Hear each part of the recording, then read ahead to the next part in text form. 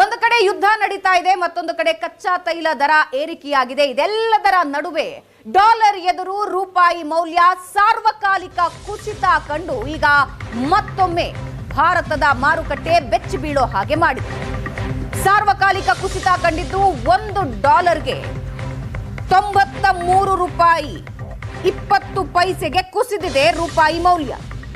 ನಿನ್ನೆ ಒಂದೇ ದಿನ ಷೇರುಪೇಟೆಯಲ್ಲೂ ಭಾರೀ ಕುಸಿತ ಆಗಿತ್ತು. ಒಂದೇ ದಿನ ಹೂಡಿಕೆದಾರರಿಗೆ 12 ಲಕ್ಷ ಕೋಟಿ ನಷ್ಟ ಆಗಿತ್ತು. ಇದರ ಬೆನ್ನಲ್ಲೇ ಈಗ ಭಾರೀ ಕುಸಿತ ಕಂಡಿದೆ ರೂಪಾಯಿ ಮೌಲ್ಯ. ಸಾರ್ವಕಾಲಿಕ ಕುಸಿತ ಇದು. $1ಗೆ 93 ರೂಪಾಯಿ 20 ಪೈಸೆ.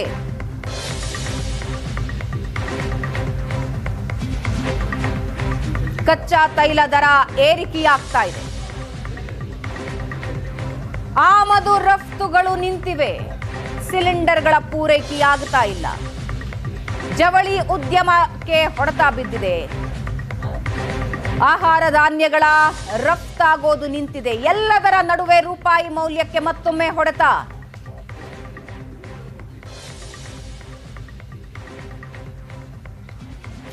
ಆರ್ಥಿಕ ತಜ್ಞರಾದ ರುದ್ರಮೂರ್ತಿ ಅವರು ನಮ್ಮ ಜೊತೆ ಫೋನಿನಲ್ಲಿದ್ದಾರೆ. ರುದ್ರಮೂರ್ತಿ ಅವರೇ, ಈ ಯುದ್ಧ ಹೀಗೆ ಮುಂದುವರೆದ್ರೆ ಮುಂದೇನು ಅನ್ನೋ ಟೆನ್ಷನ್ ಬಹಳ ಕ್ಷೇತ್ರಗಳಿವೆ. ಆದ್ರೆ ಸಾರ್ವಕಾಲಿಕವಾಗಿ ರೂಪಾಯಿ ಮೌಲ್ಯ ಬಿದ್ದಿದೆ. ನೋಡಿ, ಮೊದಲನೇದಾಗಿ ನಿನ್ನೆನೆ ಆಲ್ರೆಡಿ 92 ರೂಪಾಯಿ 50 ಪೈಸೆ ಗಡಿಯನ್ನ ದಾಟಿದಂತಹ ರೂಪಾಯಿನ ಮೌಲ್ಯ ಡಾಲರ್ ಎದುರು ಇವತ್ತು 93 ರೂಪಾಯಿ 36 ಪೈಸೆವರೆಗೂ ಹೋಗಿದೆ.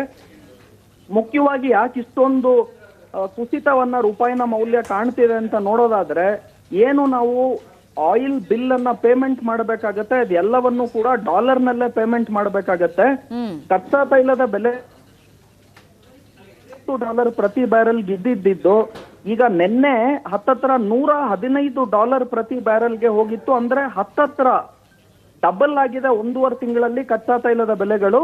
ಹಾಗೂ ನಿನ್ನೆ ಆಲ್ರೆಡಿ $115 ಪ್ರತಿ ಬ್ಯಾರೆಲ್ ಇಂದ ಕಚ್ಚಾ ತೈಲ ತಿರ್ಗಾ $102, $103 ಪ್ರತಿ ಬ್ಯಾರೆಲ್ಗೆ ಬಂದಿದೆ. ಅಂದ್ರೆ ಕಳೆದ 1.5 ತಿಂಗಳಲ್ಲಿ ಹತ್ತತ್ರ $60 ಇಂದ $100 ವರೆಗೂ ಕೂಡ ಕಚ್ಚಾ ತೈಲದ ಬೆಲೆಗಳು ಪ್ರತಿ ಬ್ಯಾರೆಲ್ಗೆ ಹೋಗಿರೋದ್ರಿಂದ ಖಂಡಿತವಾಗ್ಲೂ ನಾವು ಇಂಪೋರ್ಟ್ ಬಿಲ್ಗಳನ್ನ ಡಾಲರ್ ಅಲ್ಲೇ ಪೇಮೆಂಟ್ ಮಾಡಬೇಕಾಗತ್ತೆ. ಇವಾಗ ಜಾಸ್ತಿ ಪೇಮೆಂಟ್ ಅನ್ನ ಮಾಡಬೇಕು ಈ ಕಚ್ಚಾ ತೈಲದ ಬೆಲೆಗಳ ಏರಿಕೆಯಿಂದ. ಹಾಗೂ ಪ್ರತಿ $1 ಕಚ್ಚಾ ತೈಲ ಏರಿಕೆ ಆದ್ರೆ $2 ಬಿಲಿಯನ್ ನಮ್ಮ ಇಂಪೋರ್ಟ್ ಬಿಲ್ ಜಾಸ್ತಿ ಆಗತ್ತೆ. ಸೊ $60 ಇಂದ ಇವಾಗ $100 ಆಗಿರೋದ್ರಿಂದ ಹತ್ತತ್ರ $40 ಪ್ರತಿ ಬ್ಯಾರೆಲ್ಗೆ ಏರಿಕೆ ಆಗಿರೋದ್ರಿಂದ ನಮಗೆ ಇಂಪೋರ್ಟ್ ಬಿಲ್ಗೆ ಹಾಗೂ ಕರೆಂಟ್ ಅಕೌಂಟ್ ಡೆಫಿಸಿಟ್ಗೆ ಖಂಡಿತ ಭಾರಿ ಹೊಡೆತವನ್ನ ಇದು ಕೊಡ್ತಾ ಇದೆ. ಹಾಗಾಗಿ ರೂಪಾಯಿನ ಮೌಲ್ಯದಲ್ಲಿ ಕುಸಿತ.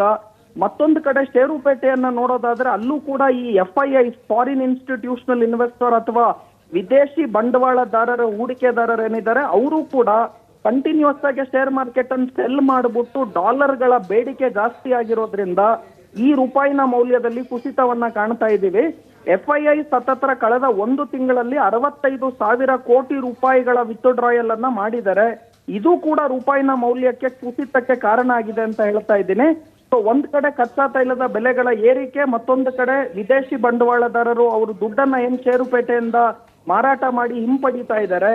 ಈ 2 ಮುಖ್ಯ ಕಾರಣಗಳಿಂದಾಗಿ ಈ ಭಾರಿ ಪ್ರಮಾಣದ ರೂಪಾಯಿನ ಮೌಲ್ಯದ ಕುಸಿತವನ್ನ ಕಾಣ್ತಿದೀವಿ. ಕೇವಲ ಮಾರ್ಚ್ ತಿಂಗಳಲ್ಲೇ ಹತ್ತತ್ರ $2.50 ಪ್ರತಿ ಡಾಲರ್ಗೆ ರೂಪಾಯಿನ ಮೌಲ್ಯ ಕುಸಿತವನ್ನ ಕಂಡಿದೆ. ಡಾಲರ್ ಬೆಲೆಗಳಲ್ಲಿ ಏರಿಕೆಯನ್ನ ಕಾಣ್ತಿದ್ದೀವಿ. ಹಾಗೂ ಈ ಯುದ್ಧದಿಂದ ಓವರ್ ಆಲ್ ಇಡೀ ವಿಶ್ವದಲ್ಲೇ ಡಾಲರ್ ಬೆಲೆಗಳ ಏರಿಕೆ, ಎಲ್ಲಾ ಕರೆನ್ಸಿಗಳ ಇಳಿಕೆಯನ್ನು ಕೂಡ ಕಾಣ್ತಿದ್ದೀವಿ. ಹಾಗಾಗಿ ಇದೇ ಡಾಲರ್ ಏರಿಕೆಯಿಂದನೇ ಮುಖ್ಯವಾಗಿ ಚಿನ್ನ ಮತ್ತೆ ಬೆಳ್ಳಿಯಲ್ಲೂ ಕೂಡ ಇಳಿಕೆಯನ್ನ ನಾವು ನಿನ್ನೆ ಮೊನ್ನೆ ನೋಡ್ತಾ ಇದ್ದೀವಿ. ಒಂದ್ ಕಡೆ ಯುದ್ಧ ನಡೀತಿದ್ರು ಕೂಡ ಚಿನ್ನ ಬೆಳ್ಳಿಯಲ್ಲಿ ಇಳಿಕೆಗೆ ಮುಖ್ಯ ಕಾರಣ ಏನು ಅಂದ್ರೆ ಈ ಡಾಲರ್ ಇಂಡೆಕ್ಸ್ ಜಾಸ್ತಿ ಆಗಿದೆ. ಸೊ ಈ ಎಲ್ಲಾ ಕಾರಣದಿಂದಾಗಿ ಈ ರೂಪಾಯಿನ ಮೌಲ್ಯದ ಕುಸಿತವನ್ನ ನಾವು ಕಾಣ್ತಾ ಇದ್ದೀವಿ.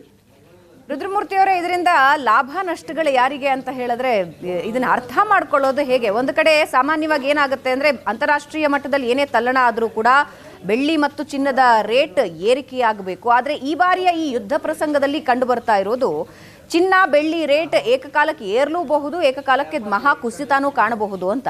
ಡಾಲರ್ ಬೆಲೆಯಲ್ಲಿ ಒಂದರಲ್ಲಿ ಮಾತ್ರ ಏರಿಕೆಯಾಗ್ತಾ ಇರೋದು. ಸೊ ಇದರಿಂದ ಲಾಭ ನಷ್ಟಗಳ ಲೆಕ್ಕಾಚಾರ ಹೇಗೆ ಮಾಡೋದು? ನೋಡಿ, ಮೊದಲನೇದಾಗಿ IT ಸರ್ವಿಸಸ್ ಅಥವಾ ನಾವೇನೇನು ಎಕ್ಸ್ಪೋರ್ಟ್ ಮಾಡ್ತೀವಿ ಅವ್ರಿಗೆ ಖಂಡಿತವಾಗ್ಲೂ ಯಾವಾಗ ರೂಪಾಯಿನ ಮೌಲ್ಯ ಕುಸಿತ ಡಾಲರ್ ಬೆಲೆಗಳಲ್ಲಿ ಏರಿಕೆ ಆಗುತ್ತೋ ಅವ್ರಿಗೆ ಬೆನಿಫಿಟ್ ಆಗುತ್ತೆ. ಆದ್ರೆ ಏನೇನು ಆಮದು ಮಾಡ್ಕೊಂತೀವಿ ಇಂಪೋರ್ಟ್ ಎಸ್ಪೆಷಲಿ ಮತ್ತೆ ಆ ಗ್ಯಾಸ್ಲಿನ್ ಆಗಿರ್ಬೋದು ಅಥವಾ ರಾ ಮೆಟೀರಿಯಲ್ಸ್ಗೆ ಏನೇನ್ ನಾವು ಕಚ್ಚಾ ತೈಲವನ್ನ ಉಪಯೋಗಿಸ್ತೀವಿ, ಇವಾಗ ಪೇಂಟ್ ಇಂಡಸ್ಟ್ರಿ ಆಗಿರ್ಬೋದು, ಸಿಮೆಂಟ್ ಇಂಡಸ್ಟ್ರೀಸ್ ಗಳಾಗಿರ್ಬೋದು, ಏವಿಯೇಷನ್ ಈ ವಿಮಾನಗಳ ಕಂಪನೀಸ್ ಗಳಾಗಿರ್ಬೋದು, ಇವರೆಲ್ಲರಿಗೂ ಕೂಡ ಕಚ್ಚಾ ತೈಲದ ಬೆಲೆಗಳ ಏರಿಕೆಯಿಂದ ಹಾಗೂ ಡಾಲರ್ ಬೆಲೆಗಳ ವೃದ್ಧಿ, ರೂಪಾಯಿನ ಮೌಲ್ಯದ ಕುಸಿತದಿಂದ ಅವ್ರಿಗೆ ನೆಗೆಟಿವ್ ಇಂಪ್ಯಾಕ್ಟ್ ಅನ್ನ ಕೊಟ್ರೆ, ಯಾರ್ಯಾರು ರಫ್ತು ಮಾಡ್ತಾರೆ ಎಕ್ಸ್ಪೋರ್ಟ್ಸ್ ಮಾಡುವಂತಹ ಎಸ್ಪೆಷಲಿ IT ಸೆಕ್ಟಾರ್ಸ್ ಗಳಿಗೂ ಬೆನಿಫಿಟ್ ಅನ್ನ ಕೊಡ್ತಾ ಇದೆ. ಬಟ್ ಒಟ್ಟಾರೆ ನಾನು ಹೇಳೋದೇನು ಅಂದ್ರೆ ಕುಸಿತ ಜಾಸ್ತಿ ಪ್ರಮಾಣದಲ್ಲಿ ಆಗಿರೋದಕ್ಕೆ ಕಚ್ಚಾ ತೈಲವೇ ಮುಖ್ಯ ಕಾರಣ. ಹಾಗೂ ಎರಡನೇದಾಗಿ ವಿದೇಶಿ ಬಂಡವಾಳದಾರರು ಏನೇನೋ ಅವರ ಹೂಡಿಕೆಯನ್ನ ಮಾರಾಟ ಮಾಡಿ ಹಿಂಪಡಿತಾ ಇದ್ದಾರೆ ದುಡ್ಡು, ಅವ್ರಿಗೆ ಕೊರಿಯನ್ ಮಾರ್ಕೆಟ್ ಆಗಿರ್ಬೋದು, ಚೈನಾ ಮಾರ್ಕೆಟ್ ಆಗಿರ್ಬೋದು, ಅದು ಅಟ್ರಾಕ್ಟಿವ್ ಆಗಿ ಕಾಣ್ತಾ ಇದೆ. ಇಂಡಿಯನ್ ಮಾರ್ಕೆಟ್ ಇಂದ ದುಡ್ಡನ್ನ ತೆಗೆದುಬಿಟ್ಟು ಈ ಕೊರಿಯಾ ಮತ್ತೆ ಚೈನಾಗೆ ಈ ವಿದೇಶಿ ಬಂಡವಾಳದಾರರು ಅಲ್ಲಿ ಹೂಡಿಕೆ ಮಾಡ್ತಿರೋದ್ರಿಂದ ಹಾಗೂ ಎಲ್ಲಾ ಕರೆನ್ಸಿ ಎದುರು ಕೂಡ ಈ ಯುದ್ಧ ನಡೀತಿರೋದ್ರಿಂದ ಡಾಲರ್ ಇಂಡೆಕ್ಸ್ನೇ ಏರಿಕೆ ಕಂಡು ಅನೇಕ ಕರೆನ್ಸಿಗಳಲ್ಲೂ ಕೂಡ ಇಳಿಕೆಯನ್ನ ಕಾಣ್ತಿದೀವಿ.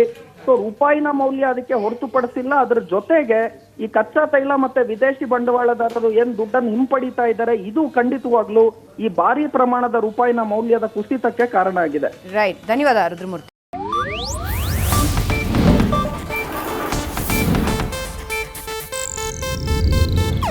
ಇದು ಏಷ್ಯಾನೆಟ್ ನ್ಯೂಸ್ ನೆಟ್ವರ್ಕ್ ಪ್ರಸ್ತುತಿ.